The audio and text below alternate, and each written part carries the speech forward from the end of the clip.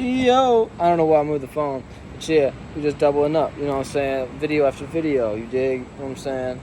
But yeah, you got Gemini in the first house, and then this is going to be the ninth house being in Aquarius, right? So how you think about the first to the fifth and the ninth house are all going to be the same element, right? So to say, Gemini in that first house, the previous air sign would then be Aquarius, right? So you think about it in this light. So Aquarius being the fixed air, which is being, like I said in the previous video, describing Taurus, stubborn or consistent. Or I like to. Another way you could see it is you either bring about change or change happens to you. I see that's a kind of a narrative that I see throughout fixed signs' lives. Maybe it's because Uranus is in Taurus, maybe that's how I'm, chalking it up. But either way, you see Gemini being in the first house is a mutable air sign, and you see the ninth house being Aquarius is a fixed air sign, right? So in the first house, it's going to be able to adapt to other people's ways of communicating, and you're going to communicate in your own light, but also it's like you could be affected or influenced by someone else's way of communicating. Like you may have a message, but it's also going to be altered by due to who you're talking to. You see what I'm saying? That's your personal life. That's your personal way of being. You see what I'm saying? And then this ninth house, being Aquarius, is going to be the way that you gain knowledge, wisdom, and expansion. Right? And this expansion is Aquarian. To say, this you see your way of communicating about knowledge and wisdom, or even spreading knowledge and wisdom. To say to educate is a bit of the ninth house, right? Is Aquarian. It's unpredictably predictable. To say that whenever you give somebody some knowledge and wisdom, it may not be able to be depicted of what actually is going on. You see what I'm saying? It's going to be a little bit alien, right? Aquarius tends to be that Uranian nature, like I mentioned the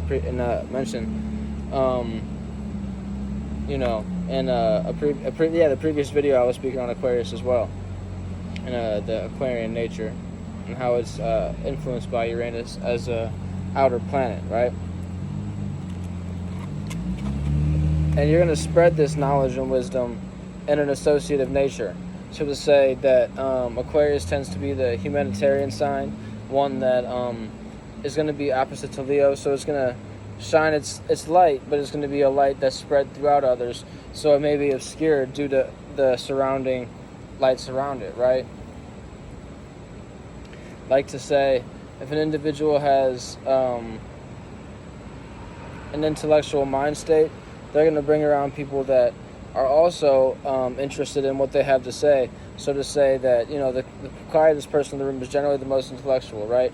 Kind of jumping from conclusion to conclusion here. But so to say this, right?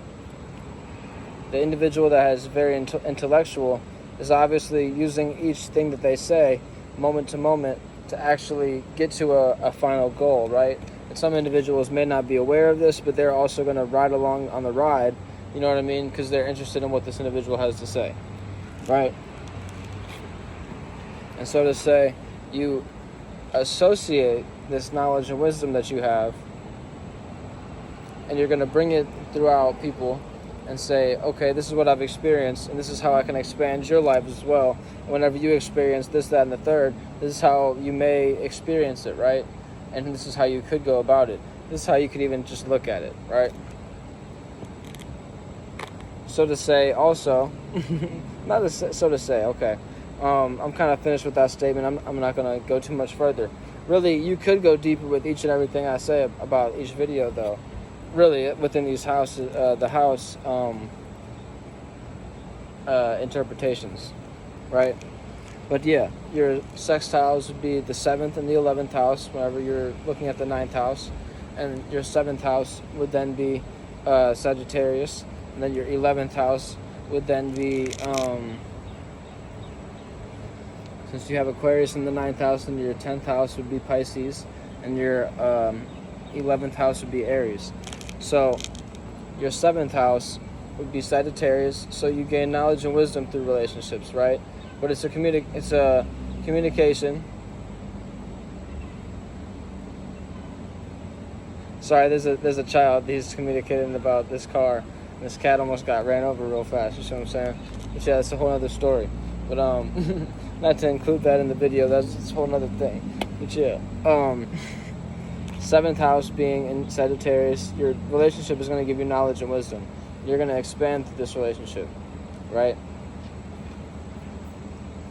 And the 11th house is then being Aries, right? So you're going to associate this way of initiating and creating new ways of seeing and feeling, right? It's going to be an association that's going to be brand new. Nobody's ever going to have an associative nature like you. So you're going to be with individuals bringing about new circumstances, how to make a group. So to say, maybe like in the 50s, 60s, you see what I'm saying? This is when the games were being involved. You know, you probably had a whole bunch of Gemini ascendants, you see what I'm saying? They all bringing about new ways of association. So yeah, I'm just trying to make an analogy with that.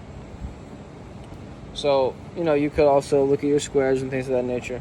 But yeah, I'm not going to go into that right now. But yeah, holla at me. You know, on the astrological tip, you see what I'm saying?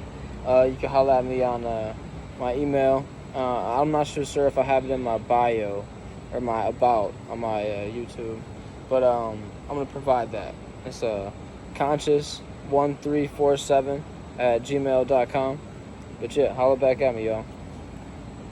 For any reading, you see what I'm saying?